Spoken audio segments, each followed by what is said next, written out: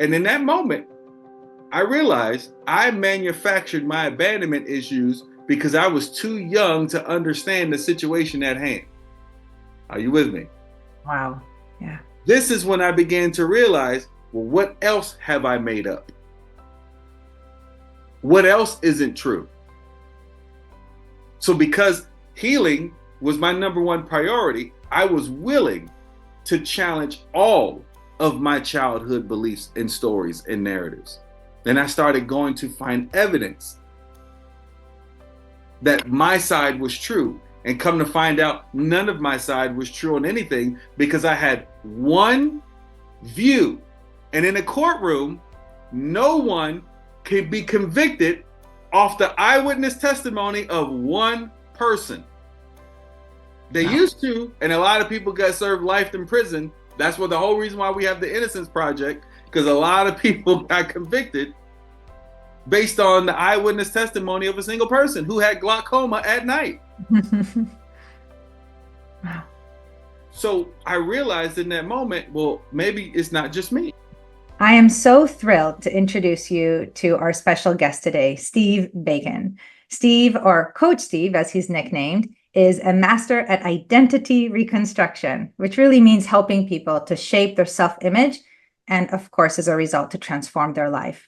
As an intuitive mentor to leaders, founder and CEO of Belief Theory, master life coach, international speaker, and author, Steve is a spiritual teacher who has dedicated his life to helping others achieve self-mastery and emotional well-being, as well as to discover their inner power to overcome any obstacle, rewrite their destinies, and create lives of unparalleled success and fulfillment.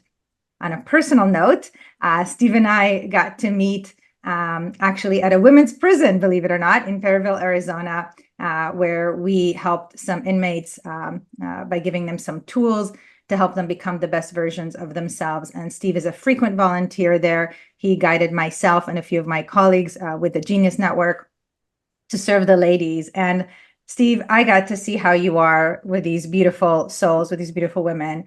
And you are the real deal. You are just one giant heart. And I am just so deeply grateful for what you do in the world and who you are. I'm grateful. Thank you, Baird, for the invitation to be here. And, the same could be said for you. Watching you work with those ladies, your heart uh, for service, especially after you realize how open they were. I just saw your brain just started clicking of everything that you can do and help. And so I look forward to volunteering with you on a regular basis. Oh, thank you. That's awesome. So I got to hear a little bit of your story after we completed that event and why you connect with these special souls so much. Would you be willing to share with myself and with our awesome listeners a little bit about your background, how you got to doing what you're doing? Yeah, I'll do my best to give you the Reader's Digest version. Take your time. Yeah. Story. It's definitely a story. Um, so I was born in 1984 in the Bay Area, California. Mainly grew up around Oakland. That was right around the time when the crack epidemic started. And my mom, unfortunately, got addicted to crack 6 months after I was born. As a result, the first 8 years of my life, I bounced around from crack house and couch to couch and homeless shelter to homeless shelter with my mom. It was kind of like the beginning of the Pursuit of Happiness movie, but just add crack in there and then and crime. And that was kind of like what my childhood was like. I was molested during that time. I was held for ransom by a drug dealer that my mom owed money to during that time. And, I really didn't have any connections with anybody because we didn't live anywhere long enough to really develop real connections. And so, right around when I was 8 years old, I remember my mother dropping me off at my grandmother's house. And the next day, this Mexican looking dude showed up and he looks at me and he says, "You're coming to live with me. I'm your dad. Your mother doesn't want you anymore." And takes me out of my grandmother's house. And I'm looking at my grandmother like, "Are you really finna let me leave with this man?" Like, and I'm looking at my mom. I'm like, "Where's my mom?" I'm looking around for my mom. And my grandmother's not doing anything. And then this guy just takes me to live with him.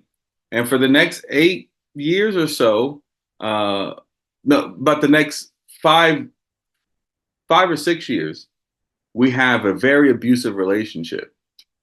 And when I was 14, I threatened to kill him.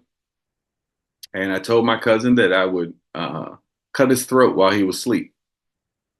And I had already mapped it all the way out that, I would get out when I was 18 and, I'm a minor and I had it, it was premeditated. And next thing I know, I found myself on the bus back to California to live with my grandmother. We were in Georgia at the time. And I spent the next 2 years in high school living with my grandmother. And at 17, I took off to the military, hoping that by getting away from everybody, that I would stop with all the pain and all the hurt, and I can go live my life. Well, unfortunately, all that pain followed me. And when my grandmother passed away while I was in boot camp, um, I just completely unraveled. I don't know if you or the listeners ever had anybody that was the glue holding them together. And for me, it was my grandmother. And when she passed away, I completely unraveled. And I married the first girl who said she loved me. I was 17 years old in Wichita Falls, Texas. And unfortunately for that young lady, I physically, mentally, and emotionally abused her until she got the courage to leave. And that was about 6 months into the marriage when she finally got the guts to walk out the door. And rightfully so. But that's when uh, I tried to take matters into my own hands. And out of tiredness is the best word I can describe of feeling hurt, feeling pain, being left behind, people leaving me, feeling like, God just had it out for me since the beginning. I mean, I can't tell you how much I hated the idea of God during that time period. Uh, I was like, God, you know, because I didn't do anything to deserve this kind of life. I'm 18 years old. And so I ran in the bathroom with a loaded gun, put it in my mouth, and pulled the trigger. And the only thing that saved me was God. The gun did not fire. And it was in that moment when I heard the click that I knew it was instant regret. I realized I didn't want to die. I just didn't know how to live, but I still didn't know what to do with all the pain that I had experienced up until that point. And so I just started drinking, and I started drinking to get drunk until I ended up in trouble by the police outside of the base, became a felon at the age of 19, and out of the military, homeless. And so I did what any sane, rational human being would do. I married the second girl who said she loved me so I can have somewhere to live, and I repeated the process. But it was right around that time where I got introduced to a guy named Hank who just showed up out of nowhere. And he introduced me to the concept of personal development. And I knew two things. I knew one, I didn't want to die. I know two, I didn't want to live a miserable life. But I didn't know what to do. And they say when a student is ready, the teacher will appear. Well, he appeared. And he said, young man, your life doesn't have to go the way you think it's about to go. If you change what you believe and how you see yourself, everything will change. And I had no idea what he meant. I was 19 years old when this happened. And, but I was willing to try it his way.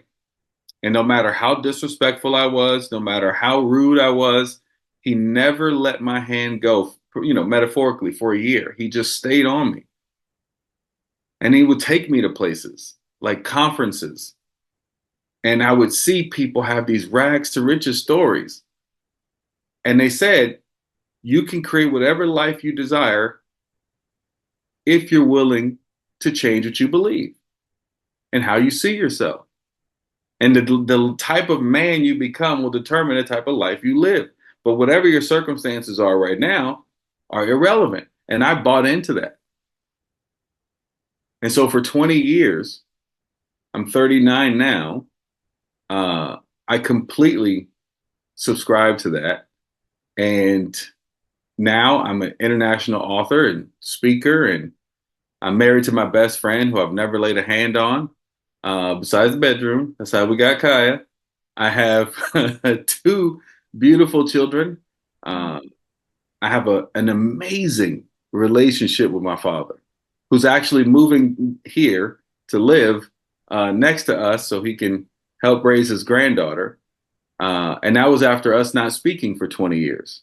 In 2021, we repaired our relationship, and now we're closer than ever.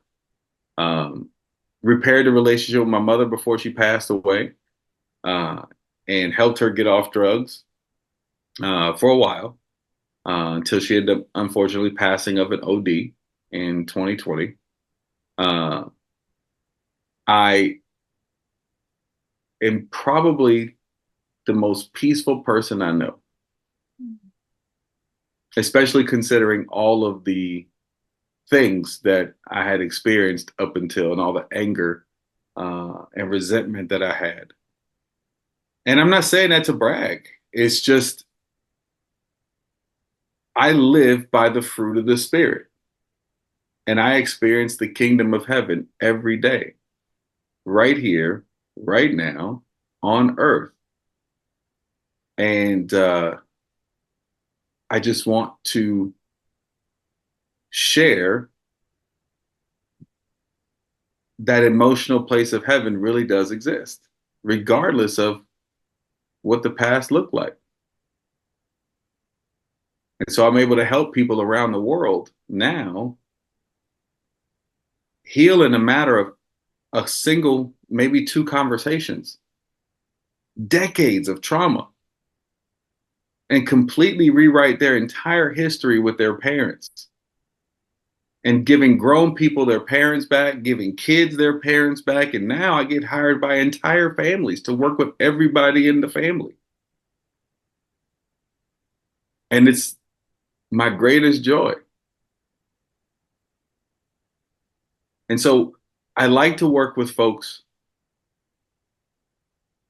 who are pretty much at that fuck it stage.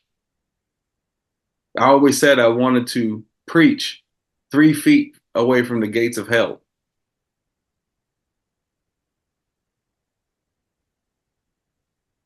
I want those people that feel like there's no other answers. The church isn't giving them the answers. Therapy isn't giving them the answers. Nobody's giving them answers. They feel like I'm a lost cause. And I like to go share my story in those places and show them, no, you're not a lost cause. You're the greatest blessing the world is waiting for. Well, that's exactly what I saw when we were at that women's prison. You doing that from your heart, no payment whatsoever, other than just, I imagine that inner reward and meaning of helping them, because they're probably as close to those gates as as can be, especially for some of them who've been there for some time and will be there for life. And I congratulate you for trusting in yourself through this process, trusting in Hank, to just continue to take another step and another step until you were able to heal. And then, of course, to share the gift with others. And, I imagine that there are people listening right now that are in their version of suffering. Maybe they haven't had their Hank show up just yet. What can you offer to them that might help them to begin the healing process? Yeah.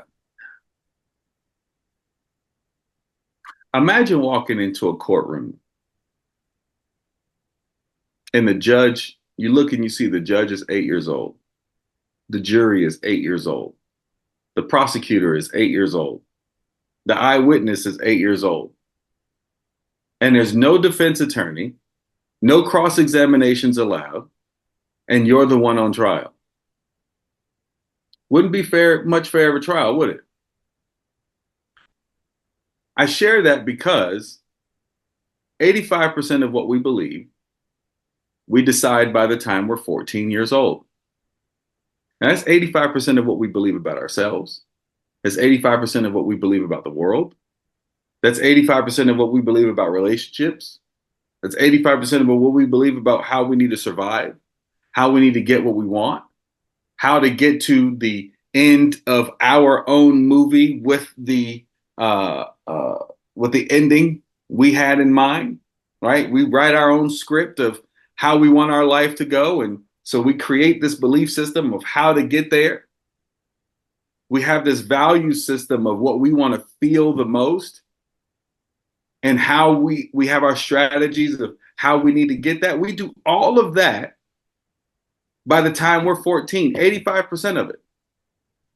And what I like to share with folks who have children, especially teenagers, is do you remember or do you realize how stupid your teenager is? Have you ever really looked at teenagers and were like, was I really that stupid? And the answer is yes, you were. Now, I want you to imagine that 14-year-old having a conservatorship over your life. And for those of you that are not sure what a conservatorship is, remember Britney Spears. Mm-hmm. Britney Spears' dad had a conservatorship over her where even though she was a grown adult, he made all of her decisions. And because she was rendered unable to care for herself by the court. Well, there's a little child in you, even though you're 45, 50 years old, that has a conservatorship over all of your emotional decisions because they built their idea of how to survive the world solely based on the eyewitness testimony and logic of a child. Now, that's important to understand because a lot of you listening right now, you've convicted yourself of why you're not good enough, why you're not deserving, why you're not good, why you don't deserve love, why you should only make a certain amount of money, why you should only date a certain type of person, why you should only, get this type of job or make this. You've decided all of that between the ages of like 5 and 14. So during like a 9-year period, you made all these decisions. And it was based on the interactions you had with your parents, with your environment, with your school. And so I'm sharing that because it's important to understand that there's nothing wrong with you. You're just not able to go in the direction you consciously want to go is because subconsciously there is a child in there running the show. And it's not enough to just acknowledge the child. That's not enough. And I know that's the going themes that are out there is just, I acknowledge the child. I feel the child. But I'm very clear. I do not validate inner childs. And people say, Steve, shouldn't you validate the inner child and how he feels? And my answer is no. Because if you really think about it, thoughts create feelings. So if I validate the child's feeling, then I validate the thought that caused the feeling. And the thought was never right to begin with. Let me give you an example. I had a woman who swore to me that her mother did not love her when she was growing up. This woman was 56 when she came to me. She says, my mother never hugged me. She never touched me. She never told me she loved me. And I said, okay. I said, where did your mother grow up? She said, in Haiti during the Haitian-Dominican War. I said, okay. I said, out of curiosity, what was the first 14 years of your mother's life like? She said, well, every day she woke up afraid to either be killed or raped. I said, now I want you to imagine you're new to the world. You don't know what any of this is about. And the moment you become consciously aware that you are alive, You're ducking and running for your life. That's your first 14 years on planet Earth, on this thing called life. That is what you get exposed to. You don't know that there's safe environments that exist. You only know war. And you know that being a woman makes you even more vulnerable during war. And that around men, you're not safe. I said, now, when did she have you? She said when she was 19 and she moved to the United States. I said, okay. I said, are you a mother? She said, yes. I said, what is your number one job as a mother? She said, to protect my child. I said, right. But what are you protecting your child from? She said, well, the world, the harms of the world. I said, no, you don't know the harms of the world. You only know your harm, what you experienced. And I said, what we parents don't realize is that a lot of times we pass down our trauma and call it protection because we're trying to protect them from what we went through. So not only do they have to carry their own baggage that they create growing up, they got to carry yours too. And there's a great intention there. But we don't know that that's what we're doing. I said, so you have a daughter at 19. You grew up in war for the first 14 years of your life. You've never even been hugged or touched yourself. And all you know is you need to protect this child. I said, so what do you do? And you can see the tears start to well up in her eyes because she realized that her mother raised her to be cold and calculated so that she could survive in case her mother wasn't there. Her mother taught her how to survive, but not the environment they were currently living in. Her mother taught her to survive the environment she grew up in. And that's one of the principles that I teach is that you were loved, just not the way you wanted to be loved. So you consider that not love. Well, people can't give what they don't have. So her mother couldn't be different because that's not what she experienced and her parts experienced. And so, how do people shift these deeper beliefs? Let's say someone is conscious of the fact that they may not feel good enough or worthy of having what they want in their career or in their life, a intimate relationship, a work opportunity, whatever that might be. How do we shift those deeper beliefs? Well, I treat every interaction like a courtroom. I like to call myself the defense attorney for your highest self. And this is the appeals court. Right? Because in order for you to believe that you're not good enough on any level, and by the way, that could manifest in a couple of ways. In order for someone, either when you have this idea that you're not good enough, you could either live into that and not do anything with your life, or you could say, I'll show them. And now you overcompensate, right? And so you have these achieved masters out here that want to get all the accolades. They want to get all the degrees. They want to make all the money because they feel that's what needs to happen to prove to other people that they are good enough. And they use it as fuel. And it kills me.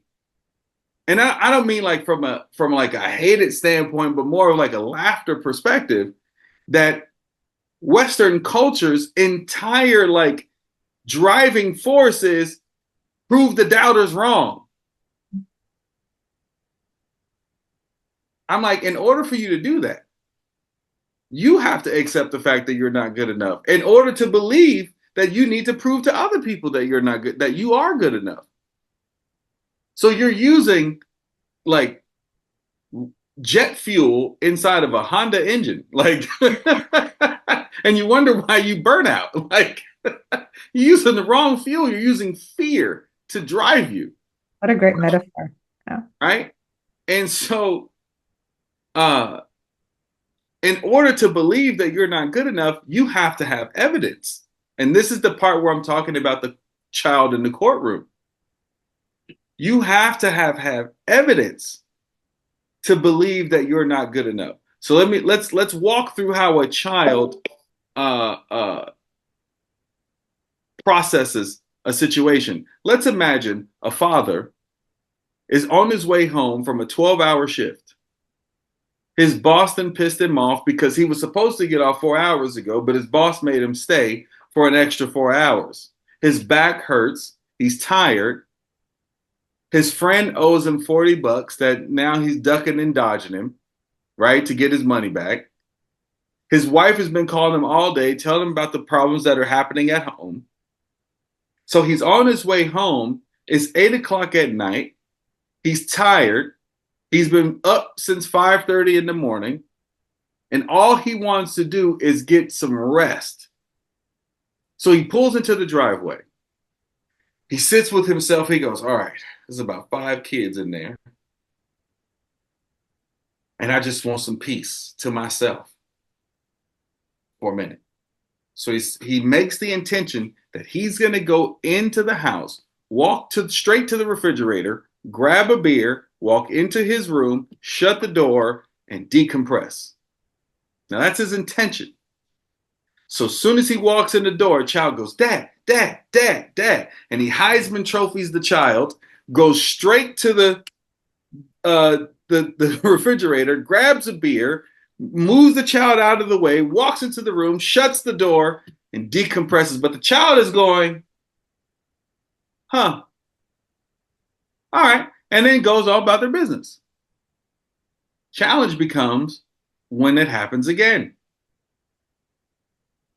Dad pulls up, walks into the house, Heisman trophies the child, straight for the refrigerator, grab his beer, goes in the room, shuts the door. Child goes, now that's twice. And then goes on about their business. Then it happens a third time. And then the child goes, because in their emotional logic, the child goes, and we know anybody who has a child, they are very self-centered, selfish. They take everything personal. They make everything mean something about them. Everybody's an extra in their movie, and everybody needs to perform the way they want them to perform. If not, there must be something wrong with me. So the dad does it a third time, and the child goes, I don't think he likes me. Now that becomes a thought.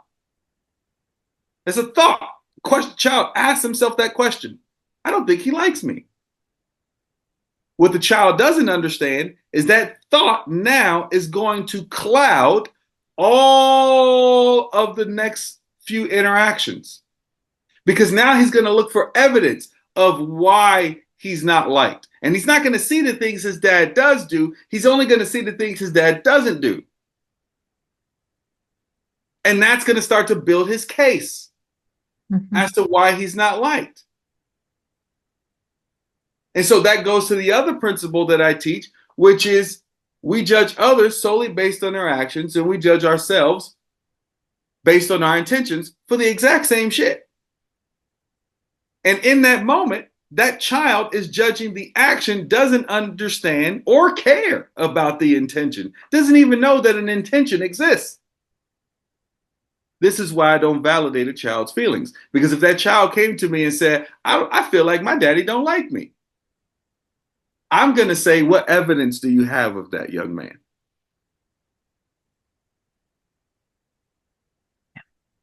Because if I say, well, why do you feel that way? Why do you feel that way? Why do you feel that way? We're going to circle jerk until he feels validated that this is true. Yes. And, sometimes the why is also like, again, what evidence do you have? So I agree with you. And when we do that with curiosity and with compassion, that inner child feels that higher love, right? And it gets to challenge some of its perceptions, right? Limited perceptions. And I think that is really the secret, is to help those younger parts of us to see that there may be other possibilities, right? That the case that they've built, so to speak, might not be grounded in true evidence. It might be biased by the lens that they were looking through. in the moment of those interactions based on how they felt in those moments. Because when they felt, let's say in that example, what a beautiful example, by the way, when that little, child felt, maybe dad doesn't like me, they probably had some emotions associated with that, maybe some sadness or some disappointment, maybe, some anger, whatever that might be. And they were probably incoherent. They couldn't self-soothe. They didn't know, the things that you teach and others teach how to access emotional well-being. So probably in that state, they were not even able to have a more objective lens. At a younger age, they couldn't anyway, because the prefrontal cortex isn't developed to that point yet anyway. So it's just so incredible how you kind of teach this, that metaphor of the court and kind of the building of that evidence, because it just brings so much grace into the picture here. When people are really harsh with themselves, harsh with their parts that they feel are sabotaging them. In reality, these little ones, as you said, are like an 8-year-old, and they just don't know better. They're confused, they're perplexed. They only know what they know, and that's a limited perception. So we gotta give them some evidence, that things are different now. So tell us a little bit more, because I think that your process is fascinating. Like, how do we have those conversations to say what is the evidence and kind of to challenge that? How do we do that? Yeah, part of the process that I do is I took a piece of Byron Katie's work where Mm. she actually does the work, Yeah. and she's asked these six questions, and I actually just took the very first question, and that's where I gather all the evidence. The very first question, which is who hurt you, angered you, sad you, disappointed you, and why. And I have them start with mom and dad, and I tell them, I call this process, I call it tell on them, baby. You tell on them, right? Because this is where the little child in you gets to be vindicated and say whatever they want to say. They get to be as childish, as petty, as judgmental as they want to be. And so my clients, they do this work, and they're just sitting there going, I hate you because of this, and you pissed me off because of that. And I had one woman say, I remember you dragged mom out of the car and beat her up in the McDonald's parking lot, and that's the reason why I haven't ate McDonald's ever since. Right? Like, you get the actual, however, you only wanted to drink when you came home, and you didn't care nothing about us, or you left when I was 8 and you never came back, and da da da da da da da da. So they get all of this stuff out, and what you realize is that people's entire trauma catalog is condensed down to a single page. Mhm. I want you to really think about that. Like, a single sheet of paper.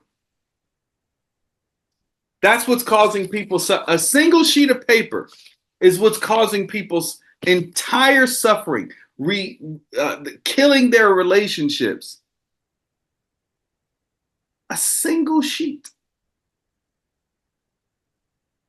And so when they finish completing that, that's when I have that conversation. Now, I've done over 400 of these one-on-one, and I've done it indirectly to thousands of people in groups.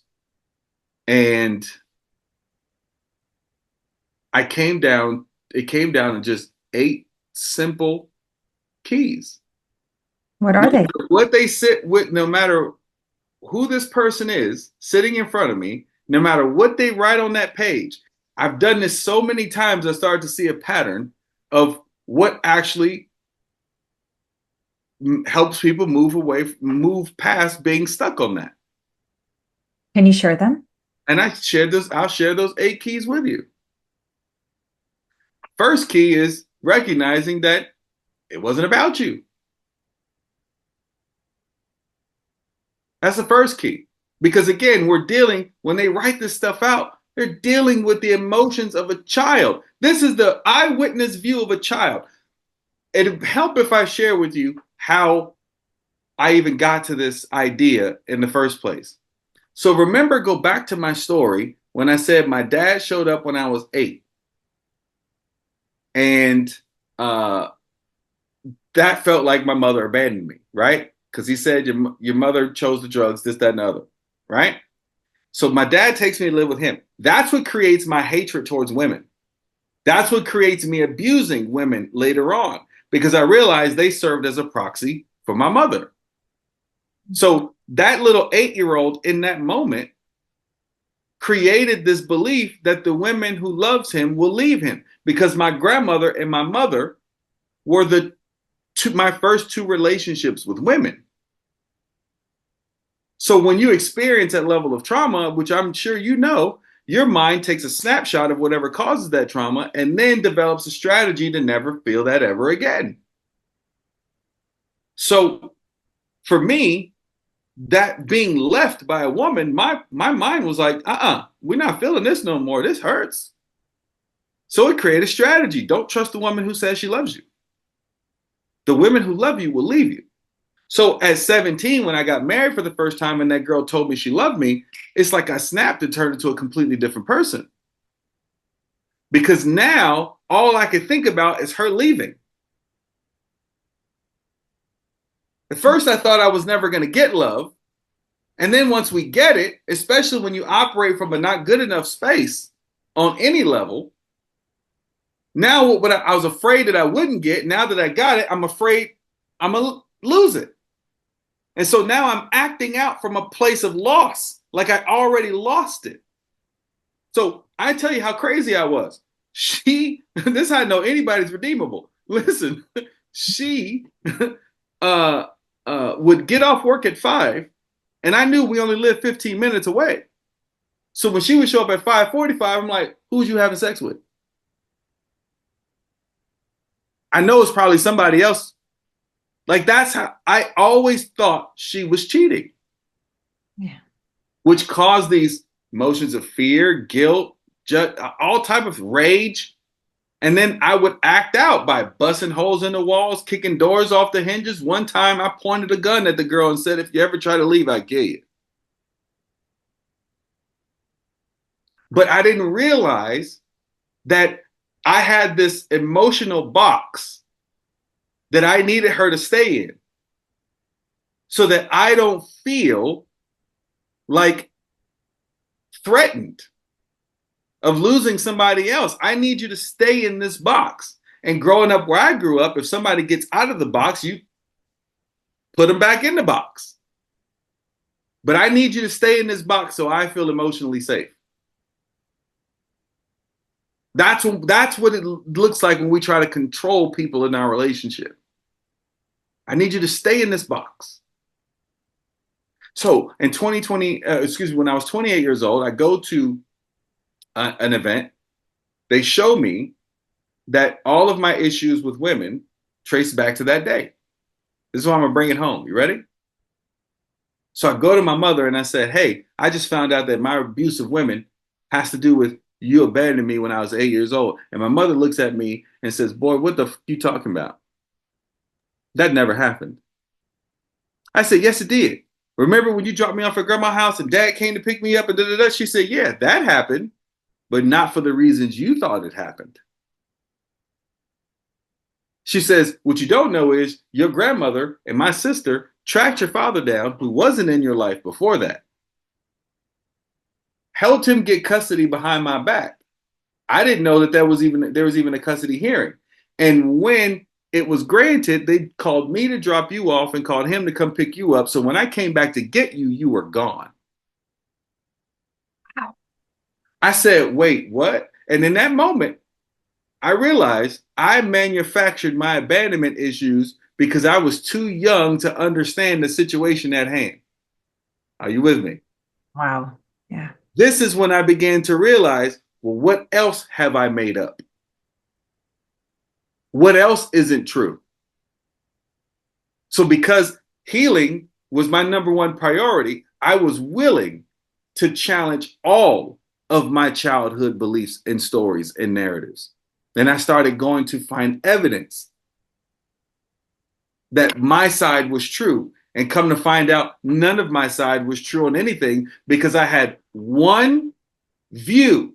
And in a courtroom, no one can be convicted off the eyewitness testimony of one person.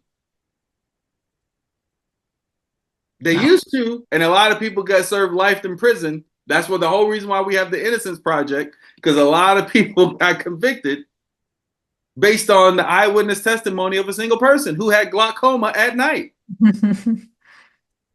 Wow. So I realized in that moment, well, maybe it's not just me. That's when I started testing that theory out on other people and finding out all of their shit is manufactured too. Now, some people may say, Steve, well, I really was molested. So was I. I really was raped growing up. I really did experience that because 1 out of 3 people experience sexual assault as a child. I'm not negating that. But if you want to move on from that and be free from that, the key that you have to understand is it's not about me. That there's something going on, something had to be going on in that person's mind and tortured in their soul to believe that in order for them to feel however they want to feel, because that's another one of the principles, which is all human behavior is motivated by a positive intent. It's just not a positive intent for everyone else involved. So in order for me to feel like I need to feel better somehow, that I have to violate you is not about you. Ted Bundy killed those girls, but it wasn't about those girls. It was about his mama. When he saw them, he got triggered. He couldn't sleep at night. He got triggered. And in order for him to deal with whatever was going on inside of him, they had to die. Not justifying it. But if you want to heal, there are some really hard pills you have to swallow. And it's not about you, it's one of those pills. So I help people go through molestation or move past that and rape by recognizing that interaction, you were involved, but it wasn't about you. You didn't deserve it.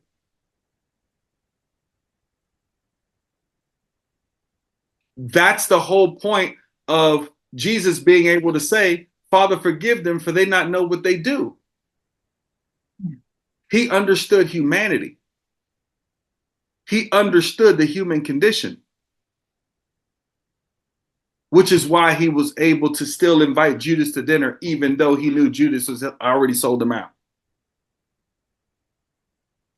So powerful. And that brings when we abide by these two principles, right, that and get curious about that for ourselves, that it might not be personal, and it might be that that behavior was positive, beneficial for that individual, at a deeper level, then it's easier to have a softer approach, perhaps even to the point of forgiveness, because we understand that it's not this individual's intent per se to hurt. It's an unconscious protective mechanism rooted in those little kids that are just trying to stay safe and stay alive. Would you be willing to kind of guide us through, because I'm super curious about what are some of the rest of the principles that are Yes. really important?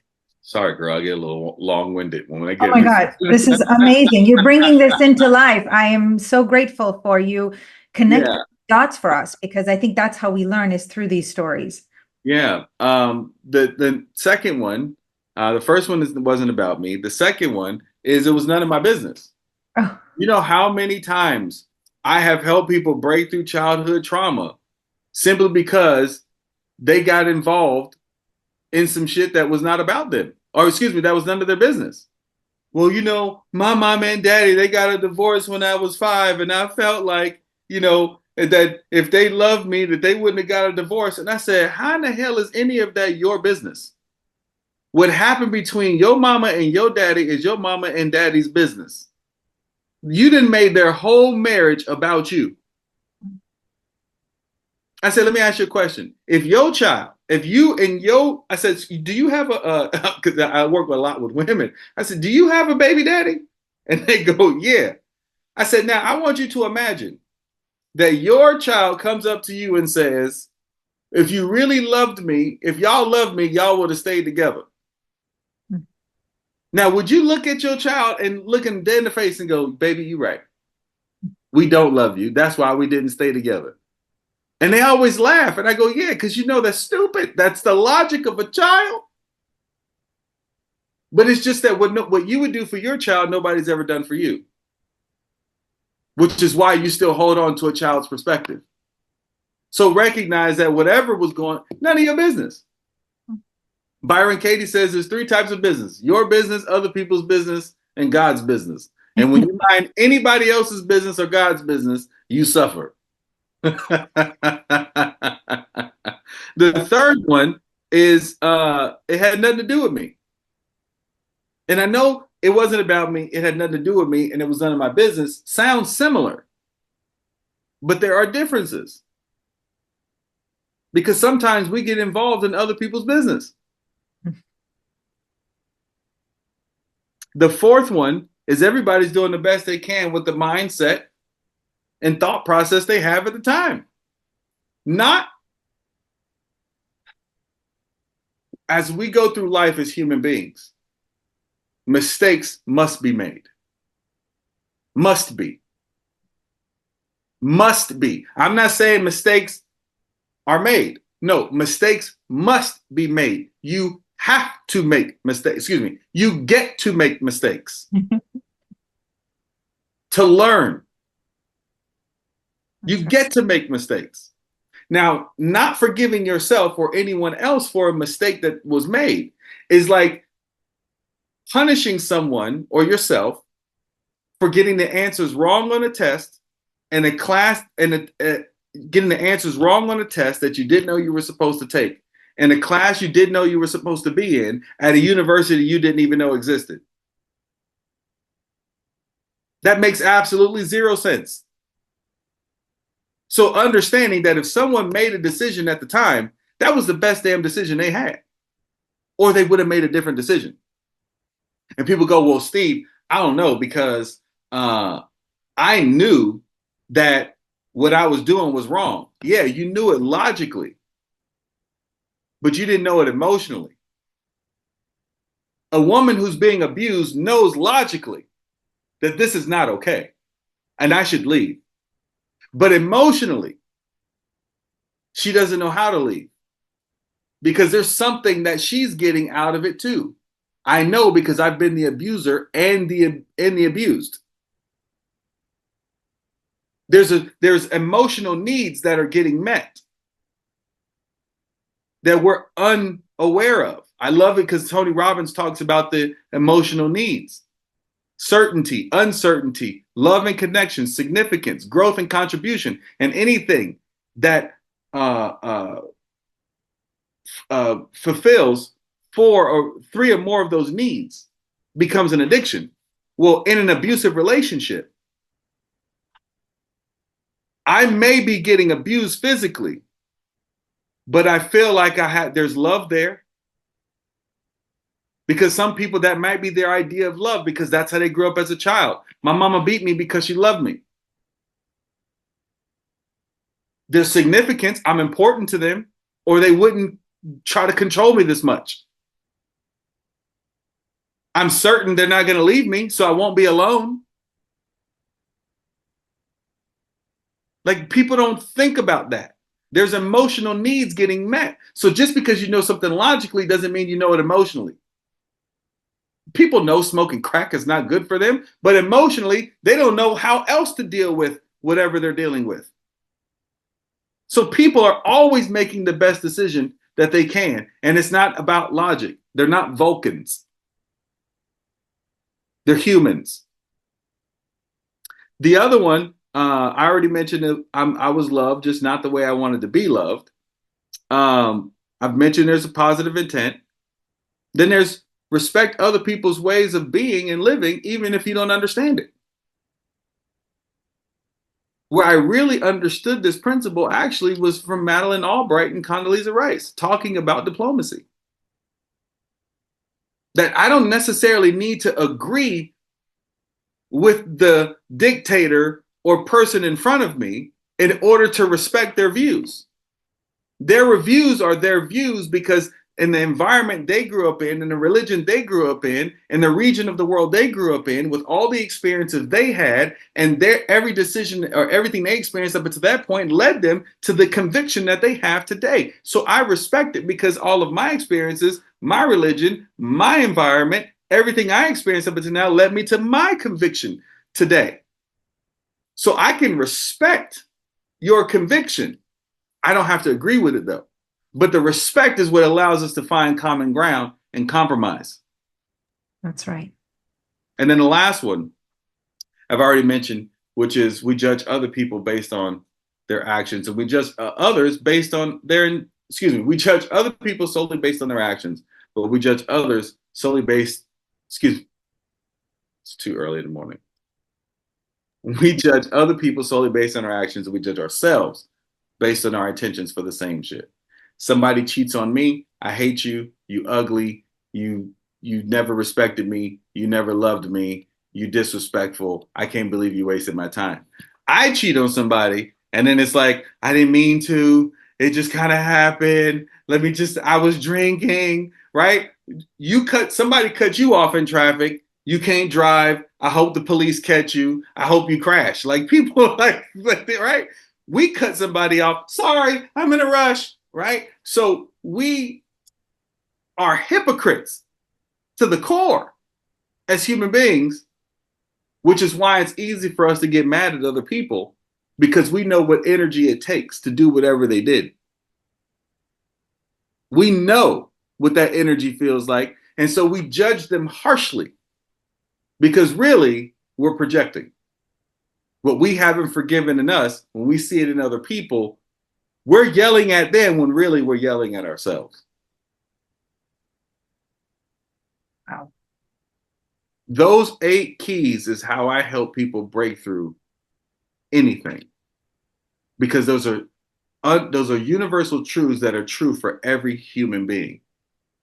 It's not about what's true for you. It's about what's true for all of us. And when you can understand what's true for all of us, that's where the compassion comes in. That's when you can live Christ-like. That's when you can truly walk in this world, but not be of it. Because you understand that what keeps people so small and so hateful is actually something that every human being has in common. Thank you for these principles and for sharing this and connecting it to the stories, because I agree with you 100% with every single one of those principles. And, the opposite of polarization, that tension, that conflict that we have is really because it's a projection, right? If I see somebody that I don't agree with, I say, he, she is not okay. I would never do that. That, of course, is a projection of something deep inside of me, a deep shadow. And so when we're able to lean in and be curious, right, grounded in these principles, right, if we suspend disbelief for a moment and just be like, right, what happened to them? What, to really understand, then we can soften some of the extreme attachments and just have a little more curiosity, a little bit more empathy, perhaps more compassion. I experienced that at the prison. I know I walked in there with an intention to support and connect with the ladies. I had no idea how much in common I have with them. And hearing them, as you so gracefully did after each of us spoke, you had each lady share what she took away. Hearing their response to what they heard and shared, I was like, oh my God, I had the same thought. I had the same feeling. I realized, that there's so much we have in common. And although I have not experienced the same life experiences they had, I know that if I had, there's probably a very good chance that I would be in the seat that they are in, on the other side of the table, so to speak. And so that's where just remembering that we are all essentially the same at that deepest level, and that if some of us do things that might be judged as not okay, there is a deeper reason for why they did what they did, and they deserve another chance, and they deserve to be understood and to heal so that they could do better. Absolutely. You know, people say, Steve, how can you work with murderers? And I said, because I've had murderous thoughts. The only difference between them and me is that they acted on that thought and I didn't. Every last one of us has had a murderous thought, which is why we judge those murderers so harshly. It's all about compassion, and I'm so grateful that you teach this, you preach this, because we need to remember who we really are and to respect one another in our differences, and to know that it's our differences that are really to be celebrated more than anything else, and underneath all of the differences, we are the same. So really, all my love to you. From all my heart, really just have so much respect for you, for the things you're doing in the world. Like I said, seeing you with those ladies, joking, hugging, high-fiving, just a real deal. And that's what we need in the world. We need that. We need people to step out and go out and help heal, help support, help teach, help share whatever little piece we have to share to make this world a kinder, more compassionate place. Absolutely. Thank you again for being here. How can people learn more about you, your amazing programs, keynotes, and so on? I appreciate, yeah, we're doing a lot of reconstruction right now, but at the moment, folks can go to stevebaconcoaching.com and they can find more out about me there. We're erecting a bunch of our new emotional prosperity blueprint, uh, where it's a smaller piece of our total prosperity blueprint, which is where we help individuals go through 6 months of uh, emotional, spiritual, and mental prosperity. Uh, uh, what's the word? I should say reconstruction, uh, so that they can feel free to be, do, and have whatever they please. Not need anybody's permission or forgiveness. Uh, and so that will be up soon and ready to go. And people could just send me an email if they want to be uh, kept in a loop on when that goes live. Awesome. And what is your email address? Steve at belieftheory.com. If you go to stevebaconcoaching.com, you'll find all the ways to get a hold of me. Awesome. Well, thank you again, Steve, and really all my love. Thank you so much for having me. This was an absolute pleasure. Hi, game changers. It's Vered. I hope you loved this episode with Steve Bacon, really helping us to kind of overcome obstacles and unleash our full potential. He is such an inspiring individual with an amazing story. If you love this episode, I invite you to listen to episode, I think it's 187 by Brian Johnson. On Arate, really helping us to be our very best ideal self every single day. I think you're going to enjoy that episode. So all my love, and thank you so much for tuning in. Bye for now.